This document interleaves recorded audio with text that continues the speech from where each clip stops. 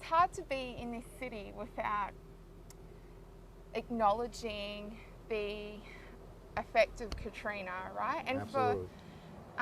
for most of my observations, people have just kind of moved on, and I've even heard that a lot of positive stuff has come out of Katrina, like things like there's been more unity in the city, that the city's cleaned up a lot, it's not as dangerous, but then other people have been deeply scarred by what happened during Katrina. And Psychologically. yeah, Yeah.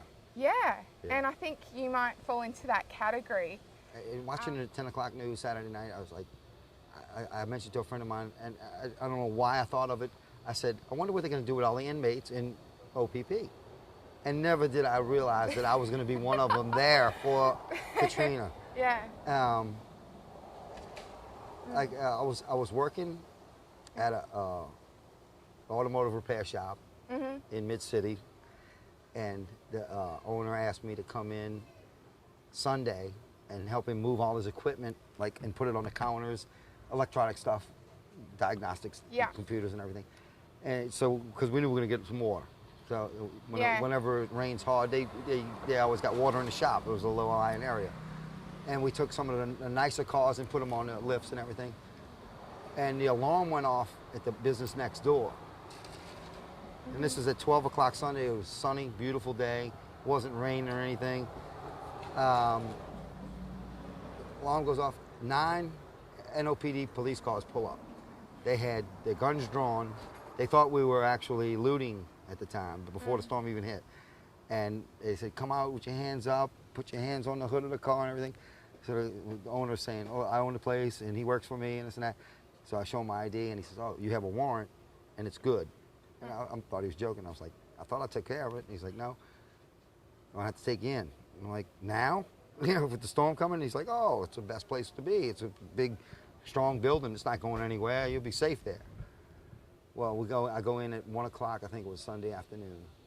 The storm hits Monday morning, and all the guards leave the prison.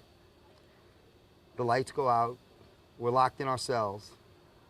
We stayed there till Thursday morning, 4 days, without food, water, or electricity. To paint the picture, most of the people that were locked up in Orleans Parish were from small minor offences, like traffic offences, unpaid fines, that kind of thing. And they didn't. I wasn't even booked. You weren't even booked. They didn't do the booking process. They just put me up in the population with the long-term prisoners. And usually in a holding cell, and you're allowed, you know, the process. They book you, and then they set a bond. None of that happened. Yeah.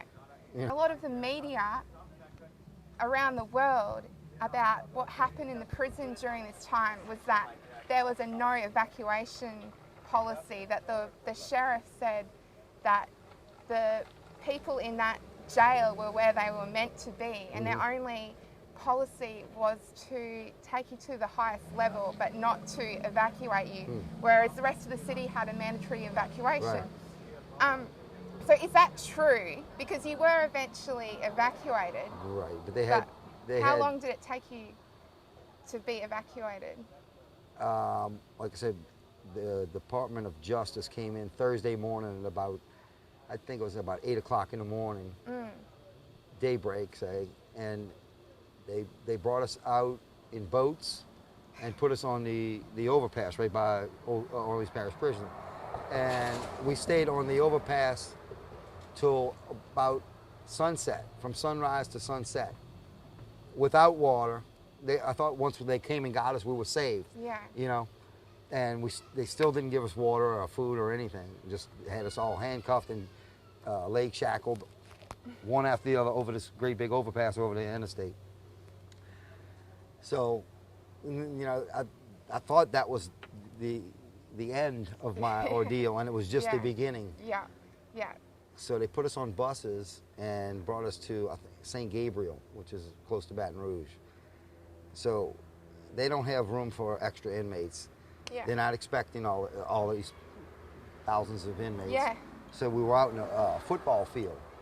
At this time of the year, there's mosquitoes, and Yeah. it's all the rain that happened from Katrina.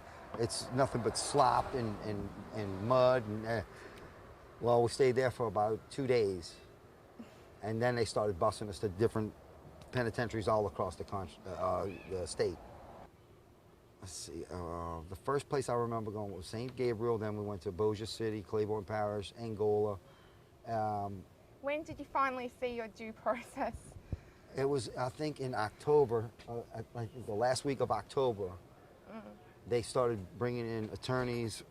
I believe it was the ACLU. They brought in attorneys, and they were interviewing us and trying to figure out who we were. They lost all the records and everything, and they couldn't go by what your wristband was. You know, there's different wristbands for felonies and misdemeanors and violent criminals and everything. So they say, well, you could switch wristbands or anything. So we're going to treat everyone as a violent criminal, hardened felon. And I'm like, you know, I'm in here for a misdemeanor warrant. I would have been out in like 5 hours any other time, but I was in for 3 months. I spent like 87 days incarcerated. Yeah. And everybody was starting to wonder if we were ever going to get out, you know? They're like, well, they're working on it, but they said they lost all your records, and they re-fingerprinted us, and, you know, they had to run you through the NCIC. When you were first locked up, could you phone your family or? We did not have any access to newspapers, television. We did not know what was going on. They kept us, I think for a reason, they kept us in the dark. I could imagine that would have been terrifying because we really did not know what was going on in New Orleans. Was one of the biggest storms of your lifetime coming to the city, and you had no clue what was going on. Didn't know if my sister or my family were alive or dead, or what happened to our house. Didn't know what condition was in. Didn't know anything. You couldn't make phone calls, you know. Yeah. So, do you think you were abandoned Absolutely. for that first week? Absolutely. Yeah. Yeah. They used the excuse that the phone lines weren't up and running or working or anything. We actually were on 23 and 3/4 of an hour a day lockdown for a long time.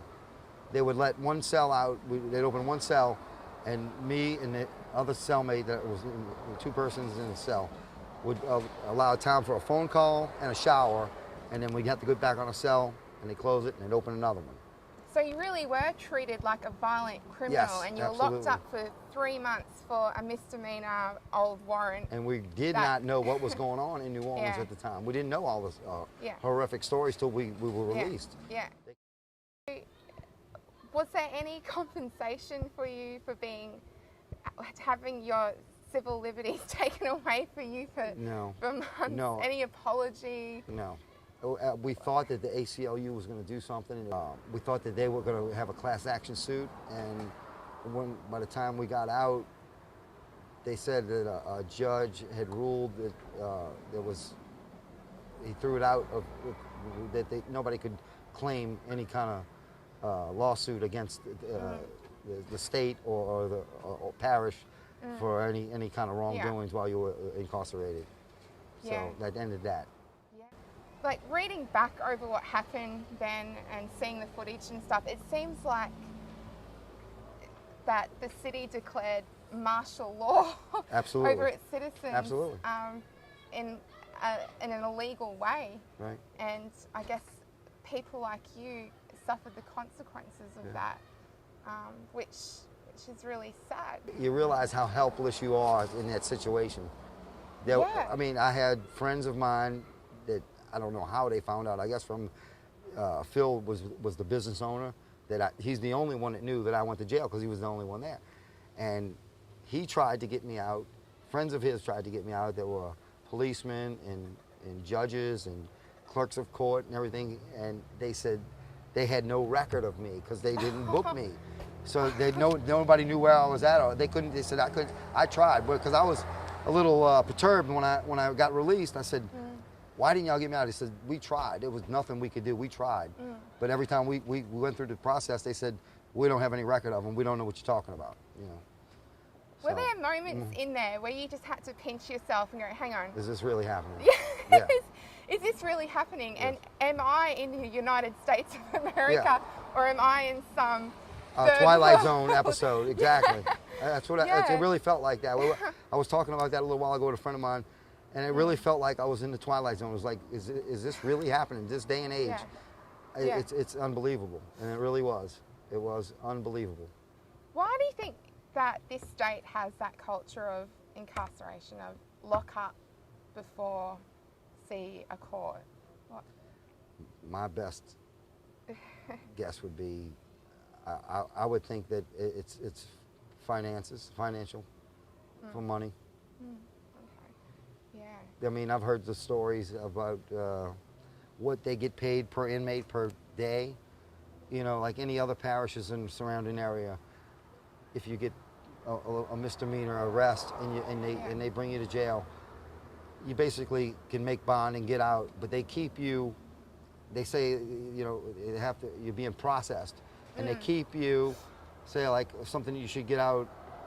If you get arrested at noon, and you should be out by 6 in the evening, they keep you till after midnight at 12:01 and release you. So if you're there for 12:01, they get paid for housing an inmate for another day, and that was always the case in New Orleans. If you went to jail in New Orleans on a weekend, pretty much you weren't going to get out until Monday.